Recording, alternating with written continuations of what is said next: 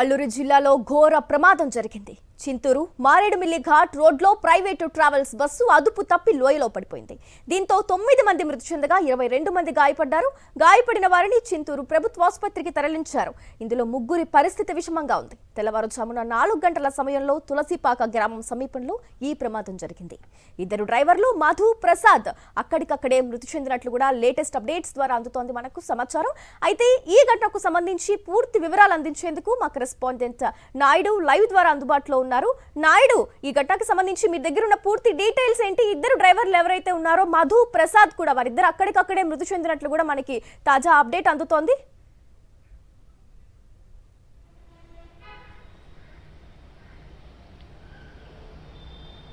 అల్లూరు జిల్లాలో దారుణమైన రోడ్డు ప్రమాదం చోటు చేసుకుంది. దైవ దర్శనానికి వెళ్తూ భక్తులు ఈ ప్రమాదానికి గురయ్యారు. స్పాట్లోనే 9 మంది భక్తులు చనిపోయినట్టు తెలుస్తుంది. వీరంతా కూడా 50 సంవత్సరాలు పైబడిన వారిగా మనకి సమాచారం అందుతుంది. ఈ నెల 6వ తేదీన చిత్తూరు చుట్టుపక్కల ప్రాంతాల నుంచి అనేక రాష్ట్రవ్యాప్తంగా ఉన్న అనేక దేవాలయాల్లో దర్శించుకోవాలని చెప్పి వారంతా కూడా 6వ తేదీ రాత్రి 9 గంటలకు బయలుదేరారు. నిన్న అరకు వచ్చారు. అరకు వచ్చిన తర్వాత మళ్ళీ తిరిగి భద్రాచలం వెళ్తూ ఈ రోడ్డు ప్రమాదానికి గురయ్యారు. తెల్లవారుజామున ఈ ప్రమాదం 4 గంటలకు జరిగినట్లు తెలుస్తుంది. మారేడుమిల్లి అలాగే చింతూరు ఘాటి రోడ్లో ఈ ప్రమాదం జరిగినట్లు మనకి సమాచారం అందుతుంది. మారేడుమిల్లి చింతూరు అనేది ఏజెన్సీ ప్రాంతము. అలాగే పెద్ద ఘాటి రోడ్డు ఏదైతే ఉందో అరకు కానీ లేదంటే పాడేరు, చింతపల్లి ఘాటీలతో పోలిస్తే మారేడుమిల్లి ఘాటి అనేది చాలా పెద్దది. దట్టంగా ఇప్పుడు ఈ నెలలో దట్టంగా పొగమంచు అలుముకుంటుంది. అలాగే ఉదయం 9 గంటల వరకు కూడా అక్కడ ఎండ కూడా అక్కడికి కనిపించిన పరిస్థితి ఉంది. అదే 3 గంటల ప్రాంతంలో అయితే చిమ్మ చీకటిగా ఉంటుంది. ఈ ప్రమాదం కూడా 3:30 నుంచి 4 గంటల మధ్య 4 గంటల సమయంలో జరిగినట్లు తెలుస్తుంది. అయితే మలుపులు ఎక్కువగా ఉంటాయి. అలాగే నెమ్మదిగా వెళ్ళాలని భక్తులు కూడా డ్రైవర్లకి చెప్పినప్పటికీ కూడా వారు ఏమాత్రం కూడా పట్టించుకోకపోవడం వల్లే ఈ ప్రమాదం జరిగింది. వారంతా కూడా అశ్రద్ధగా ఉండడం వల్ల ఈ ప్రమాదం జరిగిందని చెప్పి మిగతా భక్తులంతా కూడా చెప్తున్నారు. దైవ దర్శనానికి వెళ్ళి పుణ్యం పొందవచ్చునని భావించిన నేపథ్యంలో ఇలాంటి ప్రమాదం జరగడం పట్ల అందరూ కూడా ఆవేదన వ్యక్తం చేస్తున్నారు.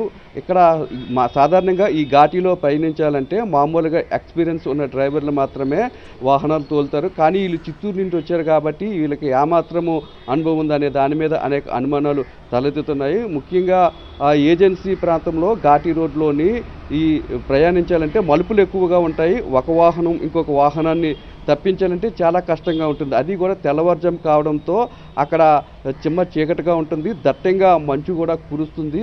అక్కడ దాదాపు ఆ ఘాటిలో 30 వరకు కూడా మలుపులు ఉన్నాయి. వీళ్ళు వేరే ప్రాంతం నుండి వచ్చినవారు కాబట్టి ఈ రోడ్డు ఏదైతే ఉంది ఈ ఘాటి రోడ్డు మీద వారికి అవగాహన లేకపోవచ్చు. లేదంటే ఏదైనా వాహనాన్ని తప్పించే క్రమంలోనే ఈ ప్రమాదం జరిగి ఉండవచ్చని భావిస్తున్నారు. ఒకేసారి సుమారు 30 నుంచి 40 అడుగుల ఉన్న లోతులో ఈ బస్సు పడడం వల్ల స్పాట్లోనే 9 మంది కూడా చనిపోయారని చెప్తున్నారు.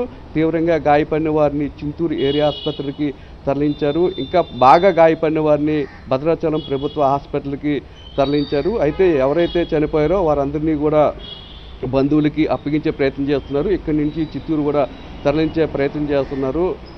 ఇటీవల కాలంలో ఏజెన్సీ ప్రాంతంలో మంచు ఎక్కువగా కురుస్తుంటుంది.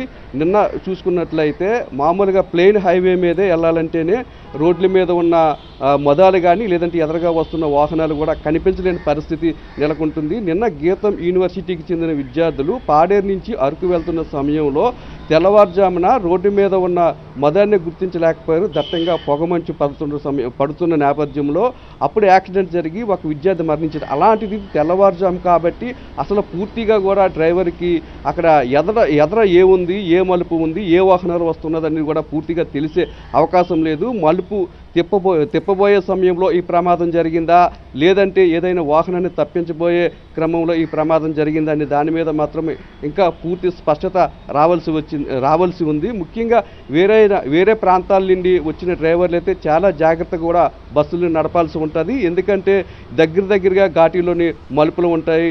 ఎదుటి వాహనాన్ని కూడా తప్పించడం చాలా కష్టంగా ఉంటుంది.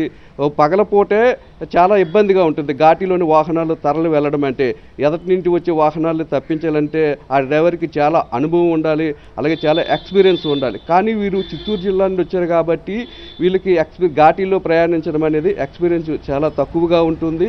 అటువంటి సందర్భంలోనే ఈ పరిస్థితుల్లోనే ఈ ప్రమాదం కూడా జరిగి ఉండవచ్చు. లేదంటే పూర్తిగా మంచు, లేదంటే మంచు ఏదైతే బస్సు ఉందో బస్సు చుట్టూ కమ్మడం వల్ల కానీ, లేదంటే బస్సును పక్కకి తప్పించే క్రమంలో కానీ ఈ ప్రమాదం జరగవచ్చునని అనుమానం అయితే వ్యక్తం చేస్తున్నారు. అయితే భక్తులు మాత్రము చాలా నెమ్మదిగా వెళ్ళాలి, ఇది ఘాటీ కాబట్టి ప్రమాదం జరిగే అవకాశం ఉందని చెప్పి డ్రైవర్లకి చెప్తున్నప్పటికీ కూడా వారి నిర్లక్ష్యం కూడా కనిపిస్తుంది. వారి నిర్లక్ష్యం వల్లే ఈ ప్రమాదం కూడా జరిగిందని చెప్పి ఎవరైతే ఉన్నారో భక్తులు కూడా ఆరోపిస్తున్నారు. ఈ ప్రమాదంలోని 2 డ్రైవర్లు కూడా మరణించినట్లు తెలుస్తుంది. వారితో పాటు మరొక 7 మంది కూడా మరణించారు. మిగతా ఎవరైతే గాయపడ్డారో వారందరినీ కూడా చింతూరు ప్రభుత్వ ఆసుపత్రికి తరలించారు. అందులో తీవ్రంగా గాయపడిన వారిని మాత్రం భద్రాచలం హాస్పిటల్కి తీసుకెళ్లి వారికి చికిత్స కూడా అందించిన పరిస్థితి అయితే మనకి కనిపిస్తుంది. గ్రేసీ.